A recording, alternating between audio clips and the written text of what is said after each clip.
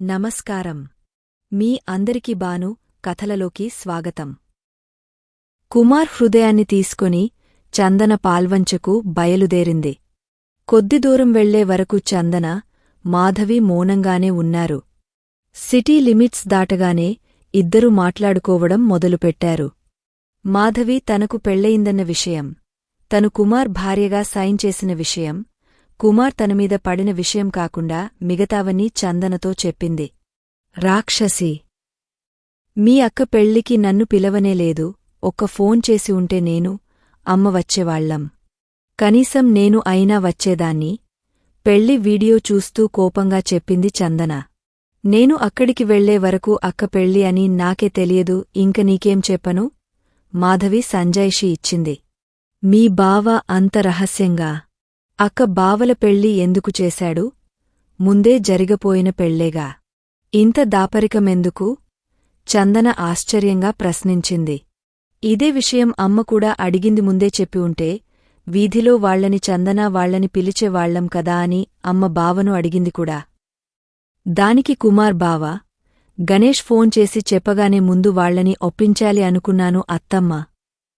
ఒప్పుకోకపోతే ఏం చేయాలో అన్న ఆలోచనతో మీరు టెన్షన్ పడతారు అని చెప్పలేదు. తర్వాత వాళ్లు ఒప్పుకుని డబ్బులు అడిగేసరికి డబ్బులు ఇచ్చేద్దామనుకున్నాను.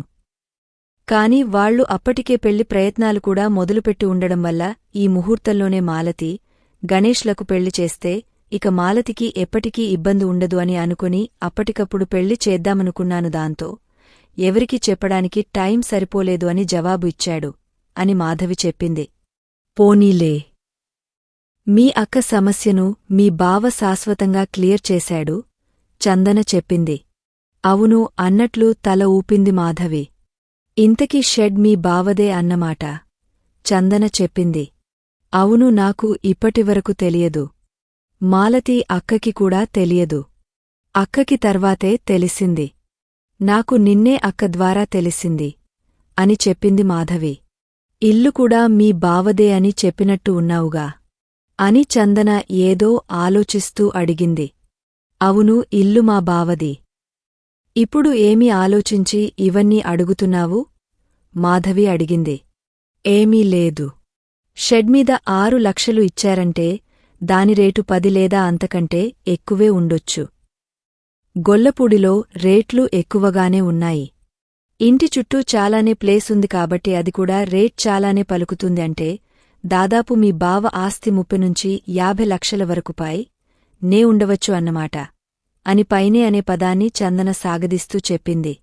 అవును, ఇన్ని లెక్కలు ఎందుకు వేసుకుంటున్నావు అని మాధవి అయోమయంగా అడిగింది.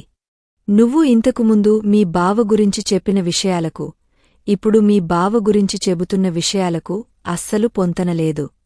మీ బావకి సొంత షెడుంది, సొంత ఇల్లు ఉంది.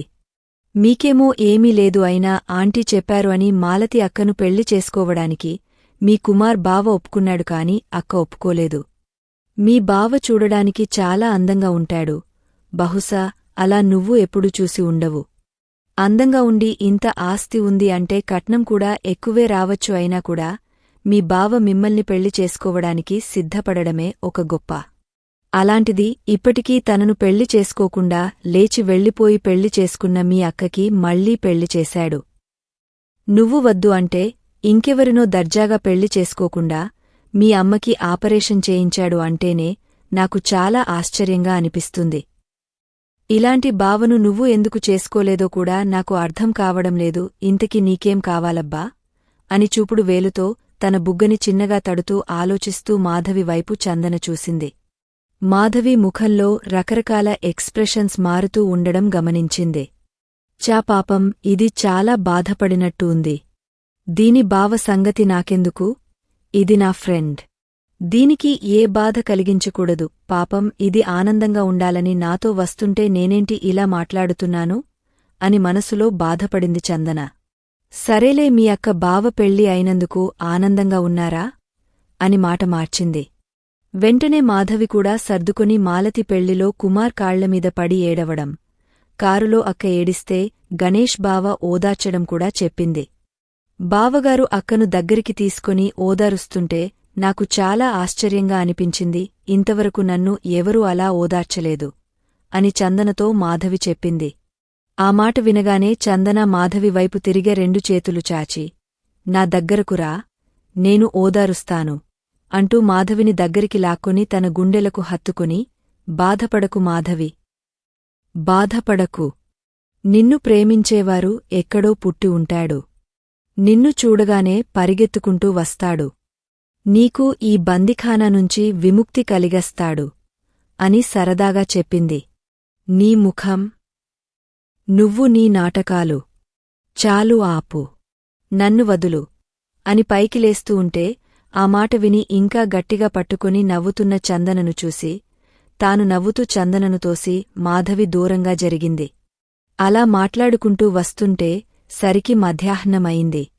ఏమే, ఆకలేస్తుంది, పొద్దున్నే కూడా ఏమీ తినలేదు, ఎక్కడైనా ఆపి తిందామా అని మాధవి అడిగింది. అమ్మో అమ్మో, ఇది నా మాధవేనా? ఎప్పుడూ నేను బయట తిందామని పిలిచినా రావు, ఇప్పుడేంటి చక్కగా అడుగుతున్నావు అని చందన గుండెలు బాదుకుంటూ అడిగింది. ఏహే, ఆగు, ఇప్పుడు కూడా నేను నీ మాధవినే. నేనేమీ ఊరికే తిందామని చెప్పలేదు. మా అమ్మ మా అక్క నా చేతిలో చెరో 500 పెట్టారు. మా బావగారు ఏమైనా కావాలంటే కొనుక్కో అంటూ ఒక 1000 రూపాయలు ఇచ్చారు. మొత్తం నా దగ్గర 2000 ఉన్నాయి. దానితో నా భోజనం నేనే చేస్తాను. నీ భోజనం నువ్వు చేయి. అర్థమైందా అని మాధవి విసుగ్గా చెప్పింది. ఓహో, 2000 పెట్టుకుని ఈ నకరాలు పడుతున్నావా? నువ్వు మారవు, నాకు అర్థమైంది. నీ దగ్గరే 2000 ఉన్నాయని ఇప్పుడు హోటల్కి రమ్మంటున్నావు. కాని మా అమ్మ ఎక్కడైనా ఆపినా దిగనా తాటతీస్తానని చెప్పింది. ఇద్దరికీ తినడానికి భోజనం, స్నాక్స్ తాగడానికి నీళ్లు అన్ని కారులో పెట్టేసింది. కారు ఎక్కడ ఆపవద్దని డ్రైవర్కి స్ట్రాంగ్ వార్నింగ్ ఇచ్చింది. మనం ఎంత గింజుకున్నా తను బండి ఆపడు.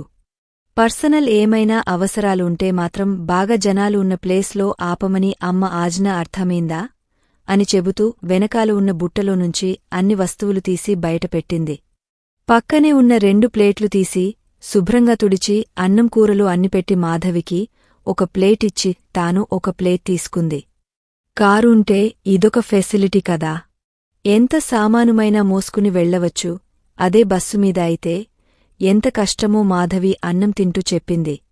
నువ్వేదో బస్సులో తరుగుతున్నట్టు చెబుతున్నావు ఏమిటి? మీ బావ షెడ్కి వచ్చిన కార్లు మొత్తం మీ ఇంటికోసమే వాడుతూ ఉంటాడుగా చందన చెప్పింది. లేదు లేదు, ఎప్పుడైనా అవసరమైతే తప్ప మా బావ కార్లు ఇంటికి తీసుకురాడు, మా కోసం వాడడు. మేము ఎక్కువగా బస్సులోనే పోతాం చెప్పింది మాధవి. అబ్బో, మా బావ అని వెక్కిరిస్తూ మళ్ళీ ఏదో గుర్తొచ్చి, అందరూ డబ్బులు ఇచ్చారు అని చెప్పావుగా, మీ బావ ఇవ్వలేదా అని ఆసక్తిగా అడిగింది. ఎందుకు ఇవ్వలేదు? ఇవ్వబోయాడు 5000, కాని నేనే తీసుకోలేదు మాధవి చెప్పింది. ఏం? ఎందుకు? తినడం కూడా ఆపేసి అడిగింది చందన. మొన్నే అంత ఖర్చు అయింది కదా, మళ్ళీ నా చదువు ఖర్చులు ఉన్నాయి. బావ దగ్గర డబ్బులు తీసుకోవడం ఎందుకులే అని అనిపించి వద్దు అని చెప్పాను అని కారు అద్దాల్లోనుంచి చేతులు బయటపెట్టి చేతులు కడుక్కుంటూ చెప్పింది. అంత వివరంగా అక్కడ చెప్పావా? చందన తాను కూడా చెయ్యి కడుక్కుంటూ అడిగింది. చెప్పలేదు. నాకేం అవసరం లేదు, కార్లో వెళ్ళి కార్లో వస్తాను. ఇంకా ఎందుకు అని చెప్పాను. ఎందుకు ఇలా అడుగుతున్నావు అని అన్ని సర్ది బుట్టలో పెట్టేస్తూ అడిగింది. ఏమీ లేదమ్మా. నువ్వు అలా చెప్పగానే మీ బావ ఇంకోలా అర్థం చేసుకుని ఇందాక నా చేతిలో 5000 పెట్టి తనకు ఏమైనా కావాలి అనుకుంటే నచ్చితే కొనిపెట్టండి అని చెప్పాడు అని చెప్పింది. నువ్వెందుకు డబ్బులు తీసుకున్నావు? అరుస్తున్నట్లు అడిగింది మాధవి. బానే ఉంది సంబడం, నామీద ఎందుకు అరుస్తున్నావు? నేనేమైనా కావాలని డబ్బులు తీసుకున్నానా? నేను వద్దన్నా తను తీసుకోమన్నాడు. ఏమైనా కావాలంటే నేను అక్కడ కొనిస్తాను, ఇక్కడికి వచ్చాక తీసుకుంటాను అని కూడా చెప్పాను, వింటేగా. రెండోసారి గట్టిగా చెప్పేసరికి నేను వద్దు అనలేక తీసుకున్నాను అని చందన కోపంగా ముఖం పెట్టి చెప్పింది. నీమీద కాదే కోపం, బావమీదే వద్దు అంటే వినాలి కదా ఈ మనిషి అయినా ఆయనకి ఎందుకు ఇంత పంతం? విసుగ్గా చెప్పింది మాధవి. డబ్బులు ఇచ్చినా విసిగేనా? ఇంతకు ముందు దాకా సరిగ్గా ఇవ్వలేదు అని ఏడ్చావు. ఇప్పుడు ఇస్తున్నాడని ఏడుస్తున్నావు అన్నది చందన. ఇంకా నయం బట్టలు కూడా ఇచ్చాడు అంటే ఏమనుకుంటుందో ఫంక్షన్కి ముందు రోజు చెబుదాంలే అని మనసులో అనుకున్నది. అది కాదే అమ్మ ఆపరేషన్. అక్క పెళ్లికి బావకు చాలా అప్పు అయింది కదా, అందుకే వద్దన్నాను. అయినా ఆ డబ్బుల్ని నేనేమీ వాడనులేరలాగే తీసుకెళ్లి బావకి ఇచ్చేస్తాను అన్నది మాధవి. అమ్మో అమ్మో, ఇది నిజంగా నా మాధవి కాదు. ఏంటో? దీనిలో చాలా మార్పు వచ్చింది అన్నది చందన ఆశ్చర్యంగా ముఖం పెట్టి. సర్లే, ఇంతకీ నీ బంధువుల గురించి చెప్పు అన్నది మాధవి. ఇద్దరు కాసేపు మాట్లాడుకుంటూ ఉన్నారు. అమ్మ, భద్రాచలం వచ్చేశాము. ఇంకో గంటలో ఊరికి చేరుకుంటాము అన్నాడు డ్రైవర్. తొందరగానే వచ్చేసినట్టున్నాము. నువ్వుండేసరికి జర్నీ చాలా తొందరగా అయిపోయినట్టు అనిపించింది. నీకు తెలుసు కదా, తిరిగి వచ్చాక వెంటనే వచ్చిన కొద్ది రోజుల్లో నా పెళ్లి ఫిక్స్ చేశారు. వెంటనే 10 రోజులకు నేను అమెరికా వెళ్ళిపోతాను. ఇంకా ఇదే మన చివరి జర్నీ. ఈ వారం రోజులు మనం హాయిగా ఎంజాయ్ చేద్దాం. నేనెప్పుడూ ఈ రోజుల్ని మర్చిపోలేనంత జ్ఞాపకాలను నాకు ఇవ్వాలి అని ఉద్వేగంతో చెప్పింది చందన. అలాగేలే, ఈ బాదరబందీలు బాధలు అన్నీ మర్చిపోయి హాయిగా ఎంజాయ్ చేద్దాం అన్నది మాధవి కూడా. నిజంగా ఈ ట్రిప్పు వారి జీవితంలోనే మర్చిపోలేని జ్ఞాపకంగా మిగులుతుందని పాపం వాళ్లకేమి తెలుసు? ఇంకా ఉంది. అమూల్యమైన మీ సలహాలను కామెంట్ల రూపంలో అందిస్తారని ఆశిస్తూ మీ ఎస్.జె. బాను. మీకు ఈ కథ నచ్చినట్లయితే లైక్ చేయండి, షేర్ చేయండి. ఇంకా బాను కథలను సబ్స్క్రైబ్ చేయడం మర్చిపోకండి. Thank you.